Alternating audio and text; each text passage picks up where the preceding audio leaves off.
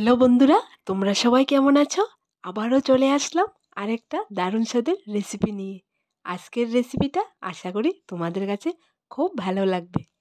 আজকের এই আটা আর আলু দিয়ে সুন্দর রেসিপিটা তোমরা সকাল বিকাল নাস্তায় একদম খেতে পারো। দারুণ দারুণ স্বাদের একটা রেসিপি। তাহলে চলো শুরু করা যাক। এখানে প্রথমে নিয়ে নিলাম আমি টুকরো টুকরো করে 4-5টা মাঝারি সাইজের আলু, আর নিয়ে নিলাম একটা ডিম। আলু আর ডিম একসঙ্গে সেদ্ধ করে নেব। আলু আর ডিমটা আমি আগেই বসিয়েছিলাম, সেদ্ধ হয়ে গেছে, এবার নামিয়ে ছেঁকে নেব। আর এখানে নিয়ে নিলাম 1 কাপ আটা। আটার মধ্যে দিয়ে দিলাম স্বাদ মতন লবণ। লবণটা আটার সঙ্গে একটু ভালো করে মিক্সড করে নেব। এরপর একটু একটু পানি দিয়ে আটার ডোটা তৈরি করে নেব। এইখানে আটার মধ্যে তেল বা ঘি কোনোটাই দিতে হবে না।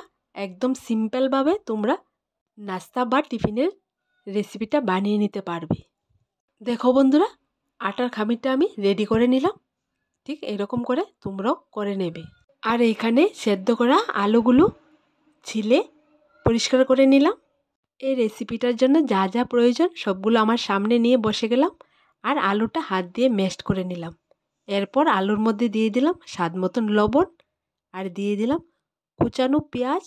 এখানে পেঁয়াজটা একদম মিহি করে কুচি করেছি। এরপর দিয়ে দিলাম 5-6টা লঙ্কা কুচি আর ধনেপাতা কুচি। এরপর দেব শুকনো মশলাগুলো। এখানে ভাজা ধনিয়া আর জিরা গুঁড়ো করে দিয়ে দিলাম 1 চামচ, আর দিয়ে দিলাম 2 চা চামচ দিয়ে দিলাম লঙ্কার গুঁড়া। এখানে ঝাল ঝাল করে নাস্তা বা টিফিনটা আমি তৈরি করব। তোমরাও ঝাল ঝাল করে তৈরি করে খাবে, দেখবে দারুণ স্বাদ লাগবে। এই আলুর পুরটার মধ্যে আমি হলুদ গুঁড়াটা দেব না। তোমরা যদি চাও হলুদ গুঁড়াটা দিয়ে এই পুরটা রেডি করবে, তাও পারো। এইবার আমি হাত দিয়ে সবগুলো মশলা আলুর সাথে ভালো করে মিক্সড করে নেব। দেখো বন্ধুরা, আলুর সঙ্গে মশলাগুলো ভালো করে মিক্সড করানো হয়ে গেছে। এবার আমি নিয়ে নিলাম একটা সেদ্ধ করা ডিম। ডিমটা আমি হ্যান্ড গ্রেটার দিয়ে গ্রেট করে মশলা দিয়ে আলু মাখার উপর দিয়ে দেব। দিয়ে আবার ভালো করে মিক্সড করে নেব। তোমরা যদি এই নাস্তাটা বেশি পরিমাণে তৈরি করতে চাও, তাহলে ডিমের পরিমাণটাও বাড়িয়ে দিতে পারো। দেখো বন্ধুরা, ডিমটা গ্রেট করে উপর দিয়ে দিয়ে দিলাম। এরপর আমি দিয়ে দেব 1 টুকরো লেবু নিয়ে নিলাম। লেবু থেকে রসটা হাত দিয়ে চিপে বের করে পুরের মধ্যে দিয়ে দেব। এরপর আমি সবগুলো উপকরণ হাত দিয়ে ভালো করে মেখে আলুর পুরটা রেডি করে নেব। আমরা সবাই আলু পুরি ডাল পুরি খেয়েছি, কিন্তু এই রেসিপিটা ঠিক অন্যরকম। তোমরা একবার খেয়ে দেখবে, দারুণ দারুণ স্বাদের রেসিপি। দেখো বন্ধুরা, সবগুলো উপকরণ দিয়ে পুরটা আমি একদম রেডি করে নিলাম। এবার পুরটা এক সাইডে রেখে আটার খামিরটা নিয়ে নিলাম। আটার খামিরটাকে আমি সমান ভাগে ভাগ করে নেব। এখানে আটার খামিরটা থেকে 7টা ভাগ আমি করে নিলাম মাঝারি সাইজ করে। এইবার আমি এখান থেকে 1 ভাগ আটা নেব, তারপর বেলে নেব। রুটির মতো করে ছোটো সাইজ করে আমি একটু মোটা করে বেলবো। তোমরা চাইলে রুটির মতো করে না বেলে হাত দিয়েও একটু মাঝখানটা চেপে আলুর পুরটা দিয়ে এই রেসিপিটা তৈরি করতে পারবে। দেখো বন্ধুরা, রুটিটা আমি এরকম মোটা করে বেলেছি। তারপর আমি পুরটা থেকে পরিমাণ মতো পুর নিয়ে রুটির মধ্যে দিয়ে হাত দিয়ে চারদিকটা একসঙ্গে মিক্সড করে নেব। উপরের সাইডটা ভালো করে মিক্সড করা হয়ে গেলে 2 হাতের তালুর মধ্যে নিয়ে একটু হালকা প্রেস দিয়ে একটু চ্যাপ্টা শেপ দিয়ে দেব। তোমরা যদি চাও এর শেপটা অন্যরকম করে দেবে, তাও দিতে পারো। দেখো বন্ধুরা, একটা আমি তৈরি করে নিলাম। এরপর আরেকটা রুটির মধ্যে পুর দিয়ে তোমাদেরকে দেখিয়ে দিচ্ছি। একদম সহজভাবে তোমরা বানিয়ে নিতে পারবে। ঠিক একই রকম করে আমি সবগুলো নাস্তা বা টিফিন রেডি করে নিলাম।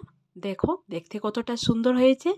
যখন এই নাস্তাগুলো তোমরা রেডি করবে, তখন একটু ভালো করে খেয়াল রেখে করবে, যাতে করে ভিতরের পুরটা ভাজার সময় বেরিয়ে না আসে। তাহলে চলো এবার নাস্তাগুলো ভেজে নেব। এখানে ভাজার জন্য আগে থেকে মাটির চুলোর মধ্যে একটা প্যান বসিয়ে রেখেছিলাম। প্যানটা গরম হয়ে গেছে।